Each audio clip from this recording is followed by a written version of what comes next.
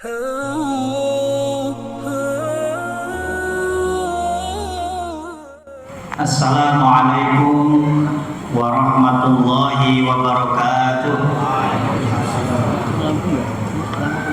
Bismillahirrahmanirrahim. Alhamdulillahirabbil alamin. Wassalatu wassalamu ala asyrofil anbiya'i wal mursalin wa ala alihi wa sahbihi ajma'in, amma ba'd.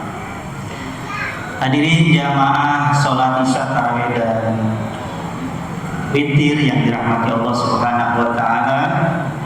Puji syukur mari kita panjatkan kehadirat Allah Azza wa Jalla atas limpahan nikmatnya pada malam yang ke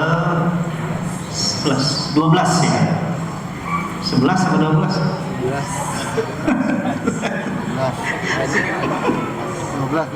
12 ya.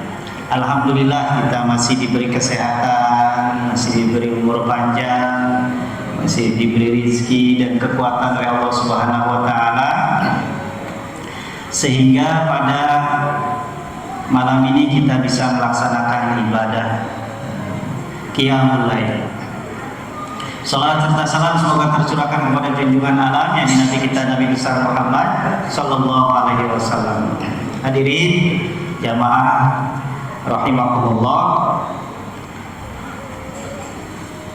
ada satu ungkapan yang sering kita dengar dalam kehidupan kita sehari-hari, yaitu umat Islam sudah tidak asing, tidak aneh, sangat familiar, yaitu istilah ikhlas. Ikhlas sering banyak kita ucapkan, tapi kata ini mudah untuk diucapkan namun sulit pada prakteknya untuk kita terapkan dalam kehidupan. Ibadah ikhlas seringkali berkaitan dengan ibadah, atau tepatnya berkaitan dengan ibadah. Nah, ketika kita melaksanakan ibadah, kita diharuskan ikhlas dalam melaksanakan ibadah. Jadi kalau ibadah kita ingin diterima oleh Allah, syarat utamanya adalah ikhlas. Selain itu syarat rukunnya harus terpenuhi. Di dalam surah Al-Baqarah ayat 5 Allah Subhanahu wa taala berfirman, A'udzubillahi minasyaitonirrajim. Wa ma umiru illa liya'budullaha mukhlishina lahuddin hunafa wa yuqimus sholata wa yutuz zakata wa dzalika dinul qayyimah.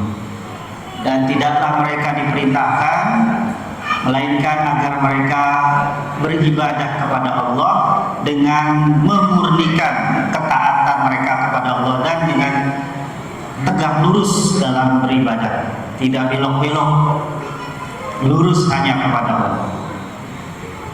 Kemudian mereka menegakkan sholat, menunaikan zakat, dzalika dinul qayyimah, itulah agama yang lurus.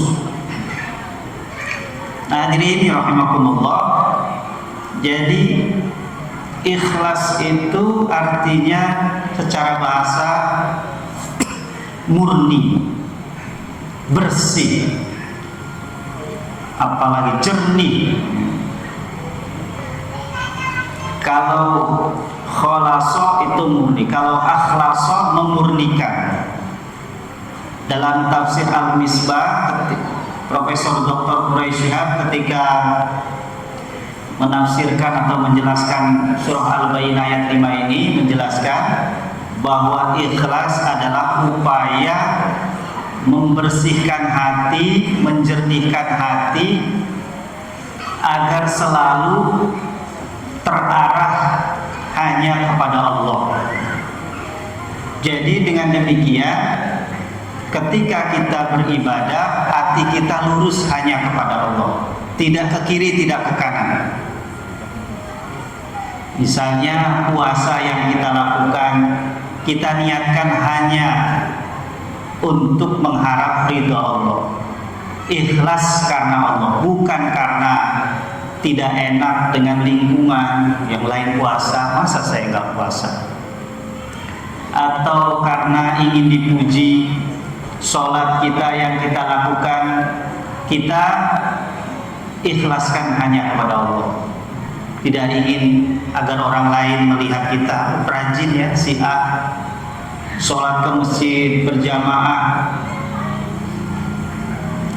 Nah, kita tidak peduli orang mau ngomong memuji kita atau bahkan menghina kita ketika kita beribadah,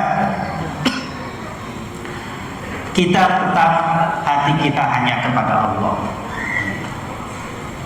Nah, dari ikhlas kepada Allah dalam beribadah melahirkan sifat-sifat yang baik lainnya dalam diri kita, sehingga kita ketika sudah ikhlas kita beribadah kepada Allah akan melahirkan sifat ridho ketika menghadapi musibah. Kita akan syukur kalau kita mendapatkan nikmat, kita akan sabar kalau kita mendapatkan musibah dan sebagainya. Nah, ketika kita beribadah, kita juga ibadah bukan hanya ibadah mahdhah, bukan hanya ibadah ritual, ibadah sosial, membantu orang lain, mendidik anak dan istri. Kalau suami ikhlas dalam ibadah mendidik anak istrinya, walaupun istrinya tidak seperti yang dia harapkan, dia tetap hatinya lapang, tidak kemudian marah. Saya sudah ikhlas mendidik anak istri, ngurusin anak istri, tapi kok istri, anak-anak sikapnya terhadap saya seperti ini, sehingga kemudian kita akhirnya kecewa. Nah, sikap kecewa itu berarti kita belum betul-betul ikhlas. Karena ikhlas intinya kita hanya tertuju kepada Allah.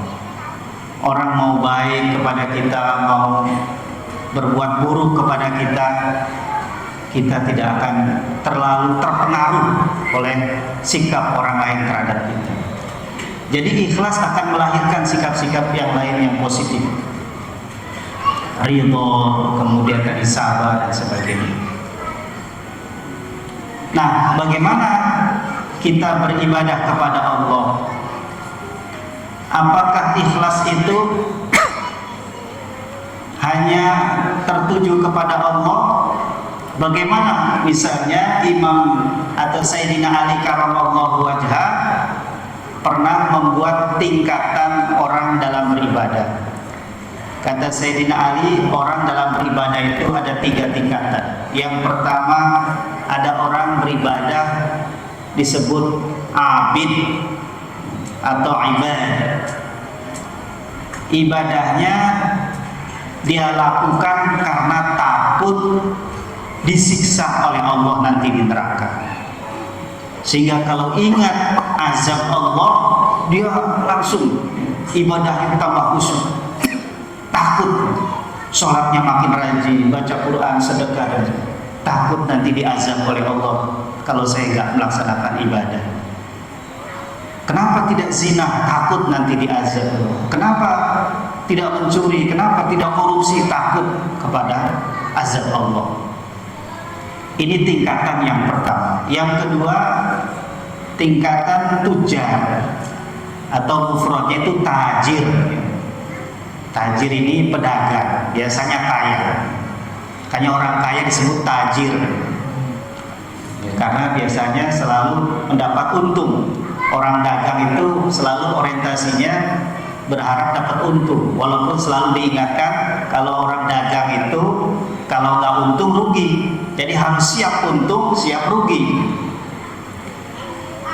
Tapi kan tetap kalau disuruh pilih mau untung apa rugi, ya mau untung.